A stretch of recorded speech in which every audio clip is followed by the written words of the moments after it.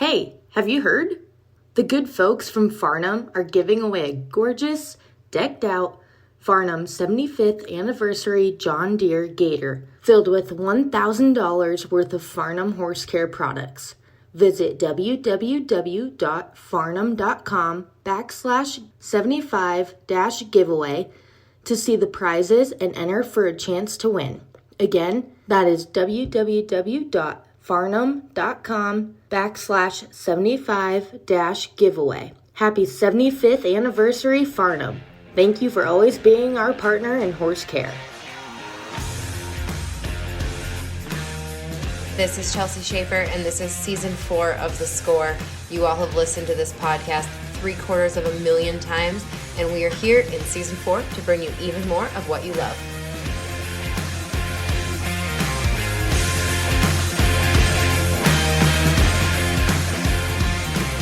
Hey guys, it is Caitlin Gustav with another episode of The Short Score. And today on this episode, I got to talk to Wesley Thorp again. He joins me for The Short Score. We talk about his and Cody Snow's win at the Washington State Fair and Pro Rodeo in Puyallup, Washington, where, they split second in the first round with Jeff Lenikin and Russell Cardozo with a 4.6 second run, and that paid each man over $2,000. And then they came back in that final round. They were the third to last team back to rope, and they turned in a 4.7 second run, which paid over $900 and ended up winning the average with a time of 9.3 seconds on two head. So in total, they won over $7,000 from that rodeo, which is super cool. It actually is one of the first few rodeos back for Wesley after he unfortunately had to take a month off of Pro Rodeo for being suspended, which if you go back to our past episode with Wesley, he explains what happened, why he was suspended from Pro Rodeo for a month. So go back and listen to that episode because we're not going to waste our time talking about that here. After the fact, the day after, actually, they won Puyallup. They went to Pendleton, Oregon, to rope at the Pendleton Roundup, where they ended up winning the first round with a 4.6 second run, which added a total of $5,277 to their earnings. And this episode is coming out, unfortunately, we're a day late, so it's coming out on Wednesday, September 15th. It was supposed to come out on Tuesday, but Wesley and I were having some back-to-back miscommunication of getting a hold of each other, so we finally got it done, and they're up in the matinee performance at Pendleton for the second round, so we'll see what happens there. In this episode, you'll hear, we were kind of laughing about it, but man, it seems like those PRCA judges are just getting after Wesley and Cody for some reason. Nothing against them, but it's just kind of funny. They were flagged for 4-6, and then about 4 teams later, they were called for no time. So Wesley explains that in this episode. They did get the time. They won the round. So all was made right, but there was some chaos going on in Pendleton.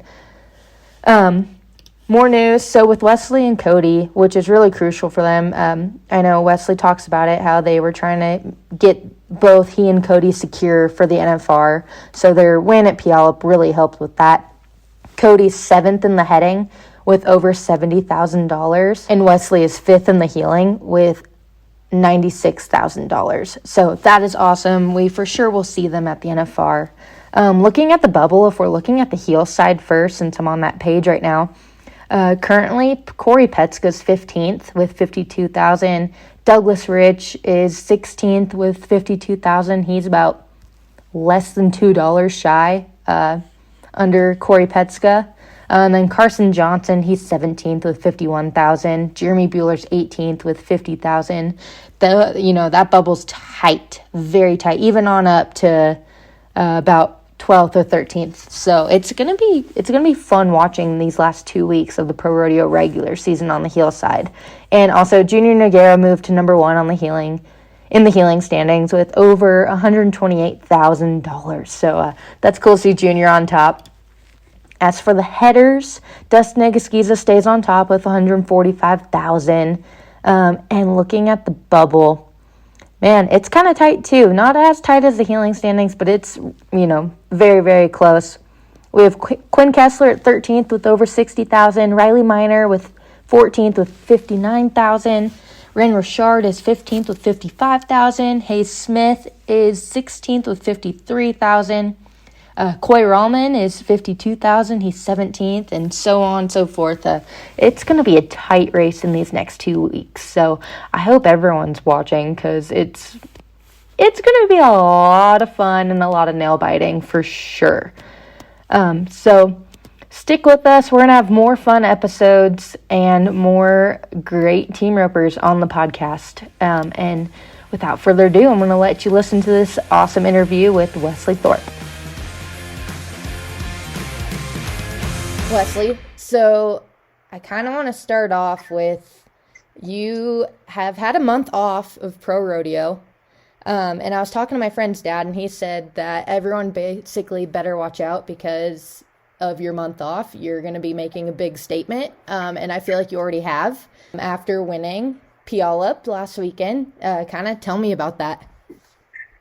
It's been good. I got, a month off, got my horses, got some rest. I kind of got to regroup, and then came back out, and right off the bat, Cody was kind of in a spot where he was wanting to, win something and kind of seal it up, the NFR for the year. And we got to start out and have some luck right off the bat and won the Calgary team roping in Ellensburg. And then we carried into the next week. We had Puyallup, and we placed another rodeo at the end of that week after Calgary at Dillon. And then we ended up winning Puyallup, and then it carried over into winning the first round at Pendleton. So we kind of got on a roll right off the bat, coming back out, and it's been pretty good ever since. Yeah, no kidding. And so I know you talked about Pendleton, but first I want to kind of finish up with Puyallup. You guys took home over 7,000 there, and winning that final round and the average. Kind of walk me through that short round run. We were third high call and had to make a pretty good run to take the lead, but our steer was he'd kind of done something a little bit different every time, but he was slower the run before, and they made a good run on him. But we knew he got a little bit heavy, so I tried to leave him as straight as I could so that, when Cody got it on him, he didn't get in the wall, and I just tried to kind of keep my distance, so give myself plenty of room. And Cody hit the barrier really good and headed him and kept him moving and gave me just enough time to heal him. So it was really kind of worked out exactly how we drew it up. It came together pretty nice. So neither one of us had to take any, too wild of shots. Felt like it was a pretty controlled run. So it was pretty cool for it to work out like that. Yeah, that's awesome. And like you said, you guys kind of saw that steer go, and it kind of never had the same exact pattern. How do you guys make it look so easy no matter what you guys do, but how do you guys look at a steer knowing what it does, and then if it does something different on your run, how do you kind of change your game plan in a split second while you're going so fast? The main thing is you don't ever want to, bank on anything per se. You don't want to sacrifice thinking you're going to get a throw somewhere and end up not being out of whack. So if you kind of stick with your horse and stick with the rhythm of the run, at least you can adapt when something doesn't work out like that. But he had, Ren Richard had him somewhere, and he had ran and got heavy. And then for Corey Kidd, he didn't run that hard, but he got pretty heavy. And so we just thought, at least we were in a spot to where if he did run and we didn't get the best go, we could go catch him and hopefully win third or fourth or something. But Cody hit the barrier just right to where he could stay ahead of the run and let us, and the steer actually ended up being slower. So it all worked out really good. But the main thing is just being, not abandoning your horse, not abandoning your position to where, if something does happen, you can react and stay with the rhythm of the run. Yeah, definitely. And then I know you guys split that first round, split second in that first round with Jeff Flanagan and Russell Cardoza with the 4-6. Talk to me about that first round run. Yeah, our first year was a little sharper, and he had gone left at some other places, so Clay and Jade had him, and Jade stayed off of him, and he went pretty straight. So I tried to do the same thing. And Cody, he got a really good start on that steer because he was sharper, and but he got a good enough start. He could hang it on him and keep it moving. And I got there about the right time, and we were able to get a good finish so that we stayed in the middle of the arena. And I like making runs like that where it's kind of out in the middle, and it wasn't a Hail Mary, and Cody was riding his horse and kept the momentum of the run going. Gotcha. And so, that was a huge win for you guys. And then the day after, you guys won the first round at Pendleton with the 4-6, but you guys kind of had some heck. I feel like those PRCA judges are out to get you or something.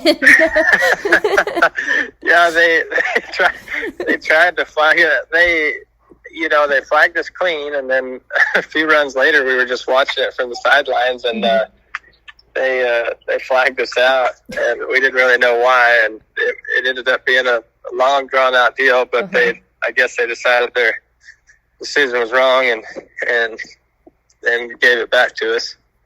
Man, that would be just like a total mental, I don't know. I don't even know the words I want to use right now, but man, lots of controversy. I was watching the Cowboy Channel, and all of a sudden I wasn't paying attention, and I looked up, and it was over 100 team ropers huddled in a circle on the screen, and I was like, what is going on? Yeah, it was pretty cool. All the team ropers, kind of stuck together.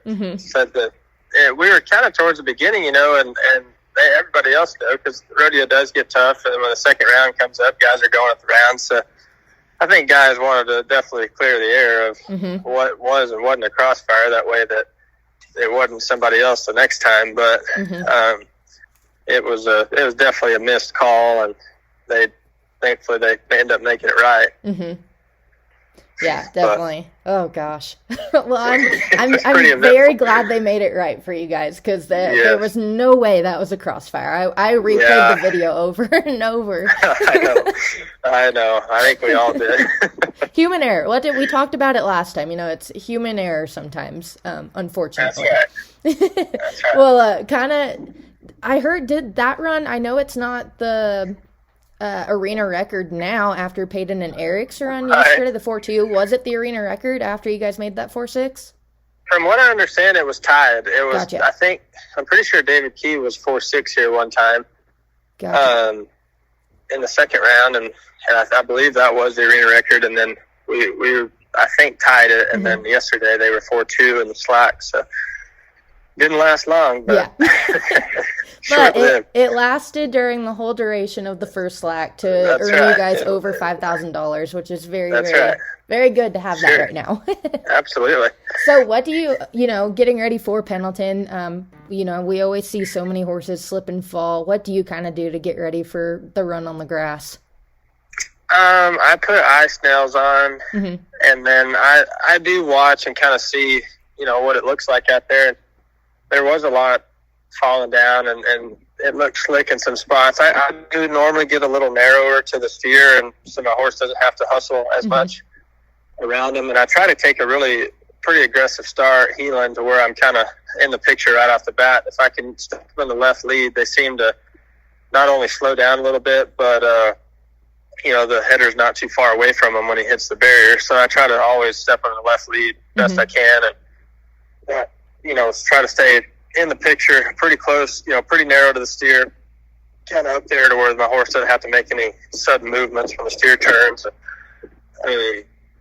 That's kind of using my game plan just to make it to where I don't ride quite as aggressive of a corner around the end of it. I stay probably a stride further back, just to where he's not, in a do or die position whenever the steer turns.